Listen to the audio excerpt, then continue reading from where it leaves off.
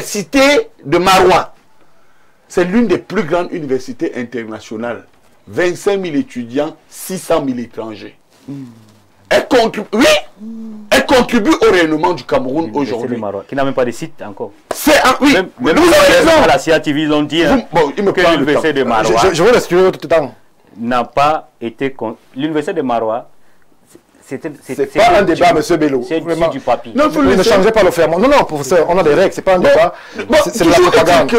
Sur le plan social, moi je me rappelais, à une certaine époque, de tous ces enfants qui partaient de Tcholiré, Mora, Kousseri, Ouaza, et qui revenaient Ngaoundéré, Ngaoundal, mais Maroua, Pitois, mais de Ado, parce qu'ils venaient à l'université. Ils partaient du nord et ils venaient s'entasser ici à l'unique université. Et vous allez voir quelque chose qui est fort.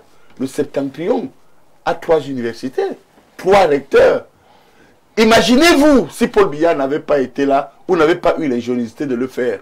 Aujourd'hui, nous avons atteint un stade de performance dans une mondialisation qui fait qu'aujourd'hui, les pays voisins limitrophes, le Tchad, la Centrafrique, du côté du Septentrion, le Nigeria et autres peuvent aller dans les universités de Boya et ailleurs. Alors, professeur, oui. Il vous reste 1 minute 45. Bon, alors, pour terminer, j'ai fini le plan politique, le plan économique, le plan social et aujourd'hui le plan culturel.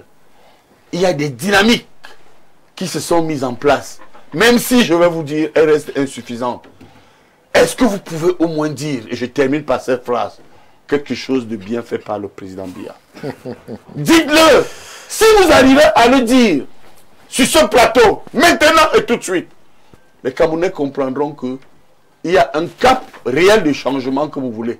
Mais si vous sortez de ce plateau sans dire que nous reconnaissons quand même que Paul Biya a mis en place telle ou telle ou telle ou telle structure ou infrastructure ou mené telle action en bien, eh bien, les Camerounais vous prenons au sérieux.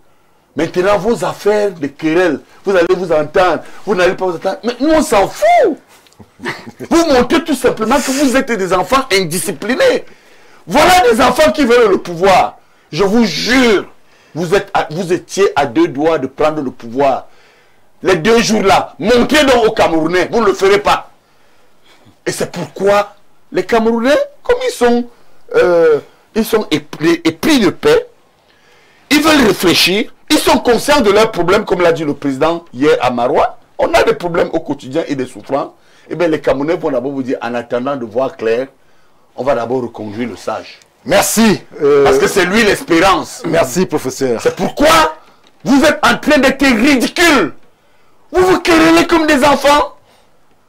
Vous n'avez pas honte. À quoi a servi donc la démission de Chirouma, mon ami et mon frère? À quoi a servi la démission de Bello? C'est pour vous disputer comme des enfants? On va lui répondre. Merci. Vous humilier? Non, il n'y aura pas de réponse. Voilà donc des choses qui font que Paul Biya va demeurer dans cette affaire comme l'arbitre, le candidat de la grandeur, pas son action, pas sa patience, et le candidat de l'espérance 10 minutes déjà. Par sa réserve. Merci, professeur Pascal Charlemagne Messanga.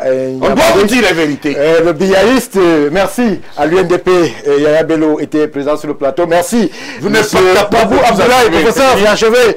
Merci, monsieur Maurice Djongo. C'est ce qu'on pouvait dire concernant justement écho de campagne. Vive Paul Biya de cette semaine. Merci, professeur. La masse critique, c'est nous. La masse critique, c'est nous. La masse critique, c'est nous. La masse critique, c'est les enseignants. C'est la fin. Merci. L'espérance. Le candidat de la grandeur, le candidat de la paix. Plus implémenté qu'on a DPC.